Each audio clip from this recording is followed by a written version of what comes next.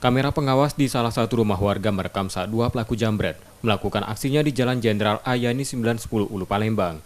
Dari rekaman itu terlihat beberapa anak kecil berjalan kaki sambil bermain telepon genggam. Dua pria melintas dari arah berlawanan menggunakan sepeda motor.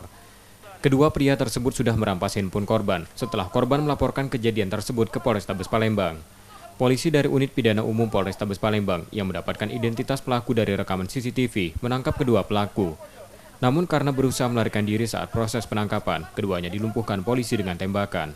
Dari tersangka, polisi menyita satu sepeda motor yang digunakan untuk melakukan kejahatan. Kasat Reskrim Polrestabes Palembang mengatakan, dua tersangka selalu menjadikan anak-anak korban mereka.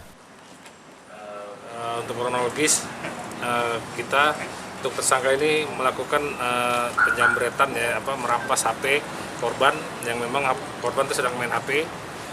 Dia datang dari sisi berlawanan sehingga diambil HP-nya, langsung melarikan diri dari TKP. Pada saat melakukan penangkapan sempat ada mau melarikan diri sehingga kita tidak yang dengan tegas dan terukur. Sudah berapa kali pelakunya, Pak? Ini kalau pengakuan ada LP-nya kemarin juga ada, berarti 2 kali. Nanti kita cek lagi, kita dalamin lagi. Kedua tersangka kini ditahan di tahanan Polrestabes Palembang untuk proses hukumnya. Yudi Kiswanto, Kompas TV, Palembang, Sumatera Selatan.